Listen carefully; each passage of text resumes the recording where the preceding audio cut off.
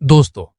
आज की वीडियो इन तमाम लोगों के लिए बहुत ही खास और इंतहाई मालूमाती होने वाली है जो एचटी स्विच गियर पैनल्स, 11 केवी सिस्टम्स, ट्रांसफॉर्मर्स और इंडस्ट्रियल इलेक्ट्रिकल डिस्ट्रीब्यूशन को प्रैक्टिकल तरीके से सीखना चाहते हैं। क्योंकि आज हम सीखने वाले हैं कि 11 केवी एचटी स्विच गियर पैनल की मुकम्मल वायरिंग किस तरीके से की जाती है,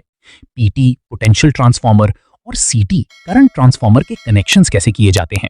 वोल्ट मीटर और एम मीटर को किस तरह वायरिंग की जाती है और सिलेक्टर स्विचेस की मदद से मुख्तलिफ फेजेस के वोल्टेज और करंट किस तरीके से चेक किए जाते हैं।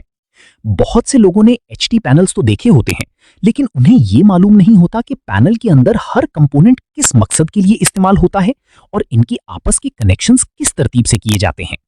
इसीलिए आज की इस वीडियो में मैं आपको मुकम्मल एनिमेशन, सिंगल लाइन डायग्राम और प्रैक्टिकल एचटी पैनल विजिट के जरिए step by step her connection आसान अंदाज में समझाने वाला हूं। सबसे पहले हमारे पास 11 केवी सप्लाई मौजूद है, जिसे हम 11 केवी लोड प्रीक स्विच की इनपुट साइड के साथ कनेक्ट करेंगे। इसी पॉइंट पर हम पोटेंशियल ट्रांसफार्मर यानी पीटी को भी कनेक्ट करेंगे ताकि 11 केवी हाई वोल्टेज को महफूज तरीके से तकरीबन 110 वोल्ट में स्टेप डाउन करके वोल्ट मीटर तक पहुंचाया जा सके। इसके बाद एलबीएस की आउटपुट साइड पर करंट ट्रांसफार्मर्स यानी सीटीज नस्ब किए जाएंगे, जिनके जरिए लाइन का करंट महफूज तरीके से एमीटर तक पहुंचेगा।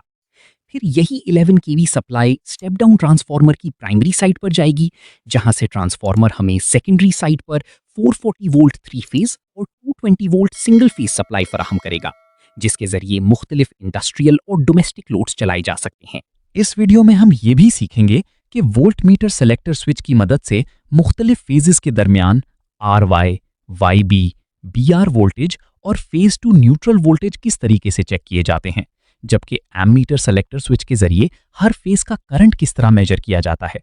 इसके अलावा हम एचटी पैनल के तमाम अहम कंपोनेंट्स जैसे circuit breaker, on off push buttons, indication lamps, protection devices, तो ये वीडियो आपके लिए इंतहाई अहम होने वाली है,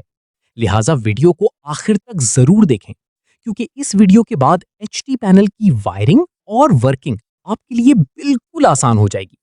तो चलते हैं वीडियो की तरफ। और अगर आपने अभी तक मियां इलेक्ट्रिक यूट्यूब चैनल को सब्सक्राइब नहीं किया तो अभी सब्सक्राइब करें, वीडियो को लाइक और शेयर करें और बेल आइकन जरूर प्रेस करें ताकि आने वाली हर नई इलेक्ट्रिकल और इंडस्ट्रियल ऑटोमेशन वीडियो सबसे पहले आप तक पहुंच सके।